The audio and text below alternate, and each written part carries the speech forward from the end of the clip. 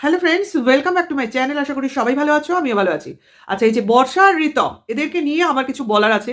তো একজন ভিউয়ার্স আমাকে একটা কমেন্টস করেছে এবং এই বর্ষা আর ঋতমের ব্যাপারে কিছু তথ্য দিয়েছে। তো যেটা আমি আমার থাম্বনেলে দিয়ে দিচ্ছি তোমাদের দেখার জন্য, বোঝার জন্য।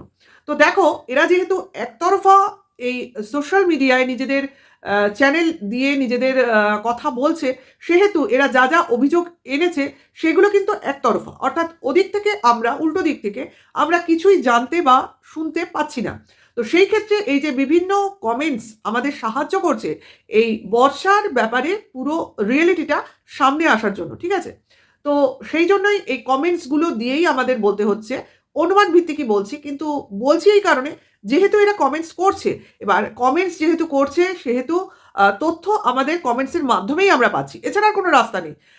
ওই টিনা আর বেচুর ব্যাপারটা যেটা ছিল, এরা দুপক্ষ দুদিকে সোশ্যাল মিডিয়ায় বিদ্যমান।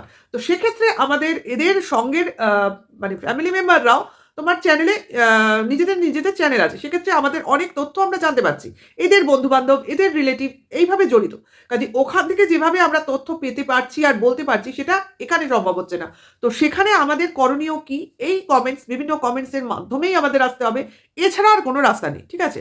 কিন্তু ব্যাপারটা হচ্ছে, কেউ যদি ক্রমাগত মিথ্যা কথা বলে, তো সেই মিথ্যা কথার বিরুদ্ধেও কিছু প্রমাণ, তথ্য বা যুক্তি সহ আমাদের সামনে চলে আসে। সেটা হলো, আমি ধীরে ধীরে বলছি। যেমন ধরো, মনে করো এই যে বর্ষা বিয়ের পর শ্বশুরবাড়িতে ছিল, দীর্ঘদিন ছিল। হ্যাঁ, কারণ ওর বেশ বড় একটা ছেলে রয়েছে, তাহলে দীর্ঘদিন শ্বশুরবাড়িতে এসেছিল এবং স্বামীর সঙ্গে থাকাকালীন ওর ছেলে তো জন্মেইছে।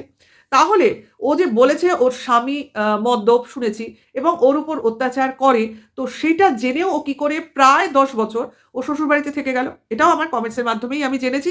তাছাড়া বর্ষা ওর ভিডিওতেও বলেছে ও শ্বশুরবাড়িতে ওকে কিভাবে ওর বর অত্যাচার করতো, ওর শ্বশুরবাড়ি ভালো ছিল না, ও সেখানে সুখী ছিল না, এমনকি মানে ডে ওয়ান থেকে ওর শ্বশুরবাড়িটা ভালো লাগেনি, অষ্টমঙ্গলার সমস্ত গল্প ও বলেছে, ঠিক আছে? এবং তারপরেও ও নিজের বাবা মার উপরেও দোষারোপ করেছে যে তারা সব জেনে শুনেও তাকে ওখান থেকে নিয়ে আসেনি, বা তাকে মানে তার বিরুদ্ধে অন্যায় করেছে। তো এইসব কথাবার্তা আমরা বর্ষার মুখেও শুনেছি। তারপরে কিছু কমেন্টস আমাদের সহায়তা করেছে পুরো ব্যাপারটা ক্লিয়ার করতে। যেমন মনে করো, ও তো দীর্ঘদিন শ্বশুরবাড়িতে ছিল এবং শ্বশুরবাড়িতে থাকাকালীন ও যে ফ্ল্যাটটায় থাকতো, আমি জেনেছি সেই ফ্ল্যাটটা ওর শ্বশুরবাড়ি, ওর নিজের না, ঠিক আছে?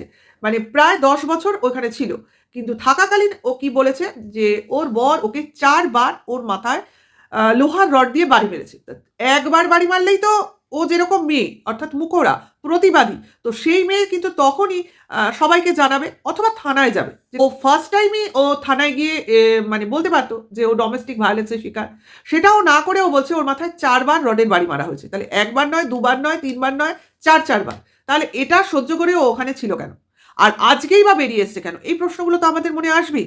ও যতই বলুক আমি থাকিনি, সহ্য করতে পারিনি, তাহলে প্রথমেই না কেন? এতদিন পর কেন? ১ নম্বর। দ্বিতীয়, ও ও যেটা আমি জানতাম না, যেটা ওর বাবার বাড়ি থেকে ওকে যে গয়নাগাটি দেওয়া হয়েছিল, সেটা হচ্ছে 15 ভরি সোনা। আর বাকি 25 ভরি সোনা ওর শ্বশুরবাড়ির ছিল। তাহলে টোটাল 40 ভরি সোনা নিয়ে ও ওর শ্বশুরবাড়ি থেকে চলে এসছে। এটা আমাদের তথ্য থেকেই জানা, বা তোমার বর্ষার মুখেও শুনেছি যে ও সব সোনাদানা নিয়ে চলে এসছে। কিছুই ও রেখে আসেনি। কেন ও রেখে আসতে চায়নি? ও নিজেই বলেছে কেন রেখে আসবো? ইত্যাদি, ইত্যাদি। তাহলে ওর যদি স্ত্রীধন যেটা থাকে, হ্যাঁ, টোটালি স্ত্রীধন পুরোটাই। কিন্তু তাও শ্বশুরবাড়ির সোনা নিয়ে ও চলে এসে সেই শ্বশুরবাড়ির নামেই দুর্নাম রটিয়ে ও কি প্রমাণ করতে চাইছে? যে ওর শ্বশুরবাড়িটা এতটাই নিচু মানসিকতার, যাতে ও পুরোপুরি একদম নিগৃহীত হয়েছিল এবং ওখানে ওকে একদম নিপীড়িত অবস্থায় রেখে দেওয়া হয়েছিল। তাহলে ও যে অবস্থায় বেরিয়ে এসছে, অর্থাৎ শ্বশুরবাড়ি থেকে ওর ছেলেকে নিয়ে, ওর সমস্ত আ শ্রীধর নিয়ে, ওই 15+25 ভরির যে গল্পটা, সব নিয়ে চলে এসেছে, তাহলে কি শ্বশুরবাড়ির লোক আ ওর এতই যদি খারাপ হতো, কোনোরকম পুলিশি প্রশাসনের সাহায্য ছাড়া এতদিন বসে থাকতো? একটা তো কিছু করতো। অর্থাৎ কোনো ডায়েরি, কোনো পুলিশের হেল্প, ওর বিরুদ্ধে কোনো কেস, কিছু তো করতো। কিছুই কিন্তু ওই তরফ থেকে আমরা জানতে বা শুনতে পাইনি। তো এক্ষেত্রেই বোঝা যাচ্ছে শ্বশুরবাড়ির লোক ঝামেলাপ্রিয় নয়। অর্থাৎ তারা ভেবেছে এই বউ চলে যায়, যাক, আমাদের কোনো প্রয়োজন নেই। কিন্তু এ বাইরে এসে কি শুরু করে দিয়েছে? এ কিন্তু শ্বশুরবাড়ির লোককে চেনে, যে হয়তো এ মানে ঝামেলাপ্রিয় নয়, এ ব্যাপারটা জানে। তার জন্য এ শুরু করে দিয়েছে শ্বশুরবাড়ির নামে নানান রকম অকথা-কুকথা, যাতে ইউটিউবে ও চ্যানেলটাও গ্রো করতে পারে। এটা কিন্তু অনেকদিন আগেই শুরু করে দিয়েছে। তারপরেও দেখেছে সেইভাবে আ স্প্রেড হচ্ছে না। তো নিজের শরীর খারাপের গল্পটা তারপর ধীরে ধীরে নিয়ে এসছে। যাই হোক, সে শরীর খারাপের গল্প না অরিজিনাল শরীর খারাপ, তো আমরা খুব বেশি দিন না, কিছুদিনের মধ্যেই আসল সত্যটা আমাদের সামনে এসে পড়বে, আমরা জানতে পারবো। কিন্তু ব্যাপারটা হচ্ছে যে কমেন্টসটা আমার কাছে করেছে, সে বলেছে ওর স্বামী বা শ্বশুর বাড়ি এতটাই ভালো মানসিকতার লোক যে তার শ্বশুর অর্থাৎ এই বর্ষার শ্বশুর বর্ষাকে প্রচণ্ড ভালোবাসতো এবং তাকে একটা বিলাসবহুল ফ্ল্যাট তার নামে করে দিয়েছিল, অর্থাৎ এই বর্ষার নামে করে দিয়েছিল।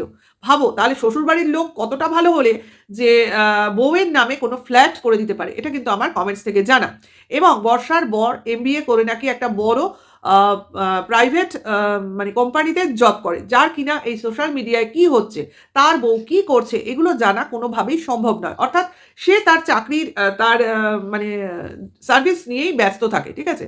তো এই কারণেই হয়তো তাদের পক্ষে জানা বা বোঝা সম্ভব হয়নি যে বর্ষা কি গুল খেলাচ্ছে। অর্থাৎ অনেকেই এইসব সোশ্যাল মিডিয়ায় ব্লগিং দেখে না, হতেই পারে। কিন্তু হয়তো বা তাদের কোনো না কোনো জায়গায় এই নিজের ছেলেকে দেখার একটা তাগিদ থেকেই গেছিল, তার জন্য তারা হয়তো এই চ্যানেলের দিকে চোখ রেখেছিল এবং বর্ষার এই মিথ্যে কথাগুলো তাদের কানেও যাচ্ছিল। তো শুনছি অনেকের কাছ থেকে যে বর্ষার হাজবেন্ড হয়তো কোনো স্টেপ এখন নিতে চলেছে। তো দেখা যাক কি হয় না হয়।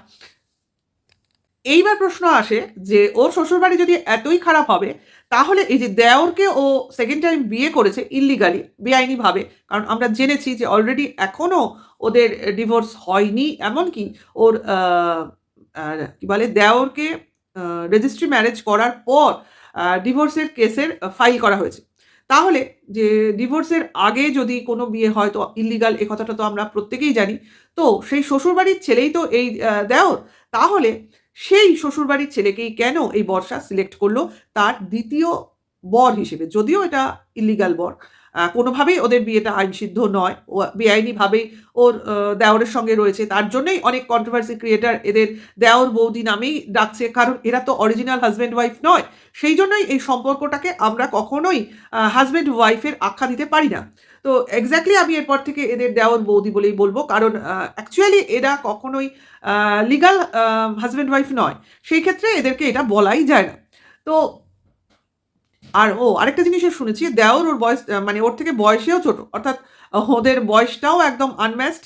যাই হোক, এইখানে একটা প্রশ্ন যে ওর বাবা মা অর্থাৎ বর্ষার বাবা মা সমস্ত ব্যাপারটা জানে যে বর্ষার হাজবেন্ড তাদের মেয়ের সঙ্গে কি কি করেছে। বর্ষা নাকি একটা দাদাও আছে, তাহলে সেক্ষেত্রে কি ওর মা বাবা বা দাদার ওর হাজবেন্ডের মানে মানে লিগাল হাজবেন্ডের বিরুদ্ধে তাদের মেয়ের উপর অত্যাচার করার জন্য কোনো রকম স্টেপ নেওয়া উচিত ছিল না? কাজে এই জিনিসগুলো তাদের বর্ষার বাপের বাড়ির তরফ থেকেও কোনো রকম কিছু স্টেপ নেওয়া আজ অব্দি আমরা জানতে পারিনি। তাহলে কি করে বর্ষা বলতে পারে যে তার হাজবেন্ড এই জিনিসগুলো করেছে? মানে তার কাছে কোন প্রুফ আছে? হয়তোবা এই প্রুফগুলো সত্য বলার জন্য, মানে ওর মুখের কথাগুলো সত্য বলার জন্যই এই অসুখের নাটকীয়তা শুরু করেছে, যে ওই রডের বাড়ির জন্যই আজকে ওর শারীরিক অবস্থার এতটা অবনতি হয়েছে। হতেই পারে, কেন, এটাই ও বোঝাতে চাইছে এবং এই নাটকটাই করারও চেষ্টা করছে।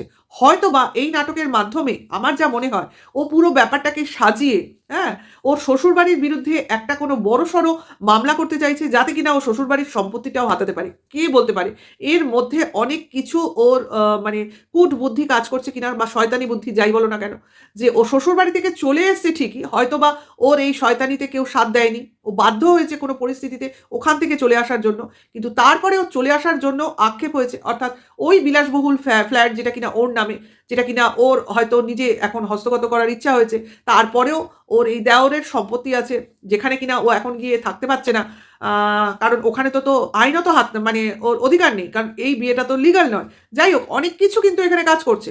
তো সেই ক্ষেত্রে ওর কিন্তু সামনে একটা বিপদ আমার মনে হয় আসতে চলেছে। কারণ দেখো, এইভাবে কিন্তু ও বেশি দিন লড়াই করতে পারবে না। অসুস্থ দেখাচ্ছে, কিন্তু আসল অসুস্থ কিনা সেটা ওই রিপোর্ট আমাদের বলে দেবে। তারপরে তো এত কিছু ও কন্ট্রোভার্সি করেছে, এই যে বললো 5-7 দিন বাপের বাড়িতে থাকবো, খুব শরীর খারাপ, ভিডিওয় আসছি না, কিন্তু তার মধ্যে 2 দিন কন্ট্রোভার্সি করেছে একদম সুস্থ শরীরের সুস্থ মুখের কথার সঙ্গে। যেই ওই কন্ট্রোভার্সি 2 দিন হয়ে গেল, তারপর থেকেই একদম মুখের বুলি প্রায় বন্ধ, গলায় কলার বেঁধে শরীরটাকে একদম অসুস্থ সাজিয়ে আবার সেই রোগের অভিনয় করতে শুরু করে দিয়েছে। কিন্তু এই যে পুরো ব্যাপারটায় কে মানে পানিশমেন্ট পাচ্ছে বলো তো? ওই বাচ্চাটা। যে বাচ্চাটা কিন্তু কখনোই একটা সঠিক পরিবেশ পাচ্ছে না। কারণ এই মার সঙ্গে ঘুরতে, ঘুরতে ওর না হচ্ছে সঠিকভাবে পড়াশোনা, না হচ্ছে মেন্টাল হেলথের বিকাশ, না ও প্রপার কোনো একটা গাইডেন্স পাচ্ছে। পাচ্ছে না কিন্তু।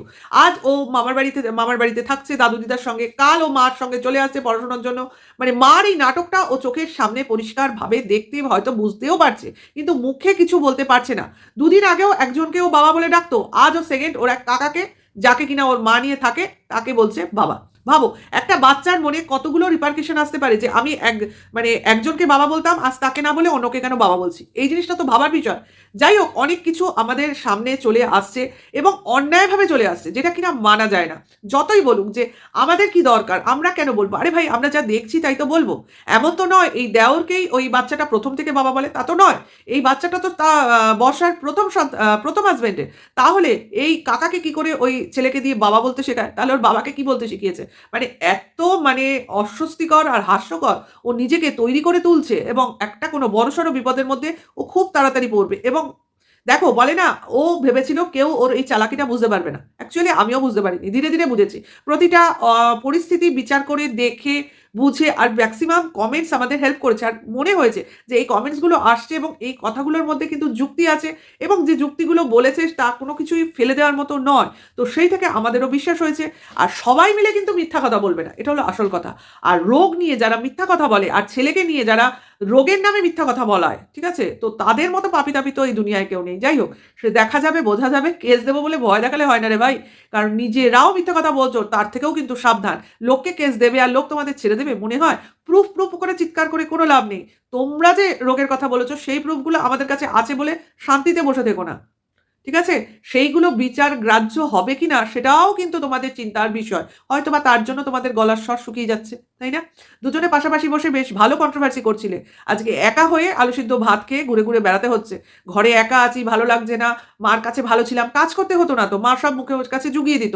আজকে দেওর জুগিয়ে দিচ্ছে। তার মানে সবসময় একটা হেল্পিং হ্যান্ড লাগবে আরকি। কিন্তু ছেলেটার ভবিষ্যৎ কি? তোমাদের যা হচ্ছে হোক।